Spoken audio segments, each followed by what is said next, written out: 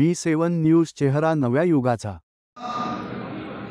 प्रत्येक विधानसभेच्या 6 बूथ प्रमुखांचं कार्यशाळा पदाधिकारी सर्व सन्माननीय बूथ प्रमुख आपल्या माहिती करता मला सांगा, पदाधिकाऱ्यांना आदेश केला की कुठलाही सत्कार समारंभ न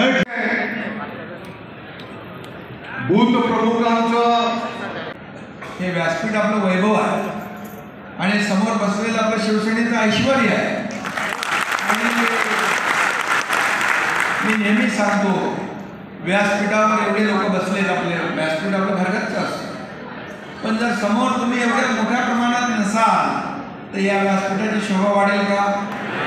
तुम्ही शोभा वाढवणारे सर्व कार्यकर्ते, तुम्हाला सगळ्यांना मनापासून धन्यवाद देतो मी।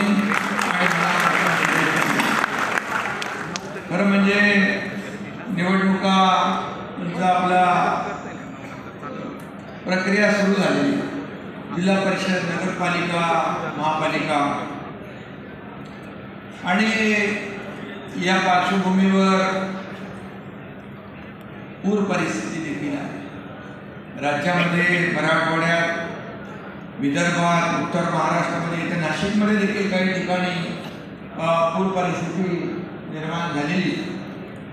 आणि म्हणून मी दसरा मेळाव्याला जिथे जिथे पूर परिस्थिती आहे त्या भागातल्या पदाधिकारी आणि कार्यकर्त्यांना सांगितलं, तुम्ही दसरा मेळाव्याला न येता तुम्ही त्या भागातल्या पूरग्रस्त नागरिकांना, शेतकऱ्यांना, बांधव भगिनींना मदतीचा हात देण्याचं काम करा।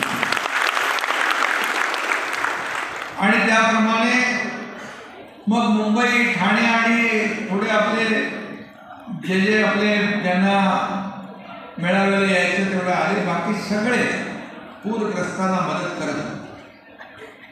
आणि मी देखील बांधावर गेलो, त्या ठिकाणी पाहिलं की संकट फार मोठं होतं, शेतकऱ्यांच्या डोळ्यात अश्रू होते, अख्खी उभी पिकं वाहून गेली, जमिनी खरडून गेल्या होत्या, पशुधन वाहून गेलं होतं, गाई गुरं वाहून गेली होती, घरांची पडझड झाली होती, घरामध्ये पाणी, चिखल सगळं साचलं होतं, काही ठिकाणी जीवितहानी देखील झाली। आणि मग अशा परिस्थितीमध्ये शेवटी आपली बांधिलकी आहे शेतकऱ्यांशी, आपली बांधिलकी आहे सर्वसामान्य माणसाशी। 80% समाजकारण, 20% राजकारण। बाळासाहेबांनीच आपल्याला हा गुरुमंत्र दिला आहे, धर्मवीर आनंदगिरी साहेबांनी हा गुरुमंत्र दिला आहे, जिथे संकट तिथे शिवसेना, जिथे आपत्ती तिथे एकनाथ शिंदे तुमचा। आणि हे समीकरण, आणि म्हणून मी हा निर्णय घेतला। आणि मी जेव्हा बांधावर गेलो त्यावेळेस देखील खाली हाताने नाही गेलो, आधी सगळे धान्याचे, जीवनावश्यक वस्तूंचे ट्रक पाठवले, सगळे किट पाठवले। त्यानंतर ज्या दिवशी आपला मेळावा होता त्या दिवशी देखील जवळपास 15 ते 20 ट्रक मी पाठवले, त्यांना झेंडा दाखवून गाड्या सोडल्या आणि मग मी व्यासपीठावर आलो। त्या दिवशी देखील आपण सगळी मदत तिकडे पाठवू।